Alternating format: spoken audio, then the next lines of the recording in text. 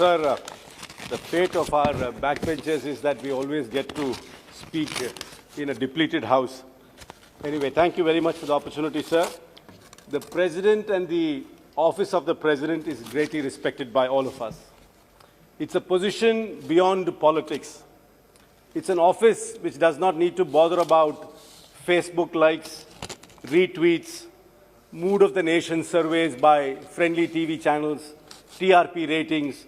These are all not things which the office of the President needs to even concern itself about. The office of the President transcends the trappings and concerns of day-to-day politics. When the President speaks, we expect the President to tell us the state of affairs as it is. No sugarcoating, no beating around the bush, no spokesmanship for anyone but the people. It is not meant for an artificial sense boosting. Look at the State of the Union address in America. It is a sacred exercise, a chance to critically reflect and engage where the nation is going. Sir, in India, there is a human story that needs to be told. A human toll which has been taken last year, where all Indians suffered greatly. So in the last week's address of the President, I am more concerned about what was not said than what was said. What was said could be found in any government publication or any party stump speech. It certainly did not require the fanfare of a joint parliamentary session. Unfortunately, this year's presidential address was simply a mundane exercise in rehashing an old slew of standard government talking points. In his long speech, the Honorable President was unable to find the time to discuss issues of grave public concern. There was not one soothing word to our brothers who are protesting against the 3 black laws. They glossed over disturbing developments we have witnessed last year. But the acceptance is the first step to recovery. So I wish to bring to the nation's notice the things the President missed out in his speech. Our response to the COVID-19 pandemic, which the presidential address celebrated, is among the worst in the world. My colleague alluded to the same study by the Lowy Institute of Australia.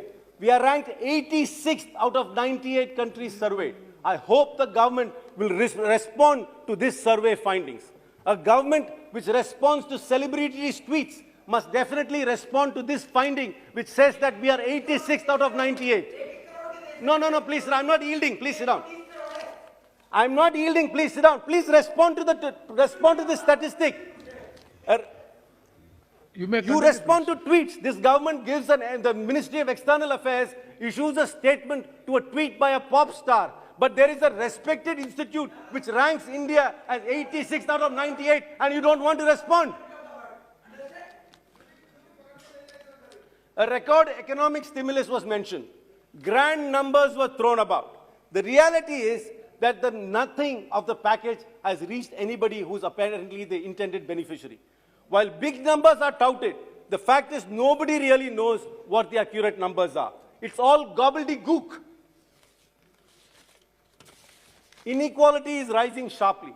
We continue to stare at an unemployment crisis. We're also facing a crisis of female labor participation. And it is evident in the current job crisis that women are far more greatly affected by the unemployment crisis caused by demonetization, a faulty GST, and an unprepared lockdown. நீ என்ன சொல்றன்னு எனக்கு புரியல. Our own National Family Health Survey data shows a dangerous hike in stunting and anemia among women and children. We have a chronic malnutrition crisis. The Global Hunger Index, please note this down, the Global Hunger Index puts us at 94 out of 107. புள்ளிவிவரத்தை சொன்னா அறிவுஜீவின்னு சொல்லிடுவாங்க இந்த நாட்டில். Well below our neighbors and much smaller economies. Does the government have any response to this abysmal record? That the government must respond to this, not to tweets of celebrities and teenage activists. Global corruption surveys like that of Transparency International show India's corruption situation is worsening. We have fallen to an all-time low in the World Press Freedom Index. We are 142 out of 180 in 2020.